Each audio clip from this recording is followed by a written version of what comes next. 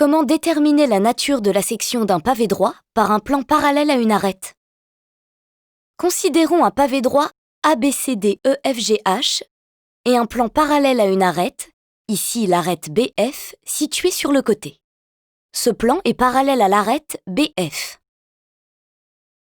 Il est aussi parallèle aux trois autres arêtes AE, CG et DH. Que se passe-t-il lorsque ce plan coupe le pavé droit?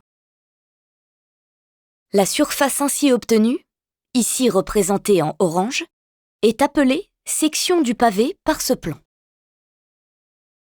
Si on se place sur le côté, face au plan de section, on constate que la section est un rectangle. Un des côtés de ce rectangle a la même longueur que l'arête BF, à laquelle le plan est parallèle.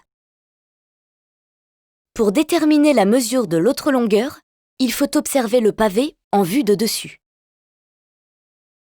Le côté dont on cherche la longueur est en fait l'hypoténuse d'un triangle rectangle. Selon les données de l'énoncé, on peut calculer la longueur de l'hypoténuse avec le théorème de Pythagore par exemple, ou avec le cosinus ou le sinus. Voilà, maintenant tu sais identifier la nature de la section d'un pavé droit par un plan parallèle à une arête.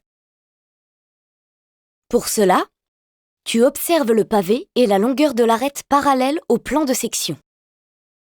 Tu en déduis que la section est un rectangle dont l'un des côtés a la même longueur que l'arête parallèle au plan.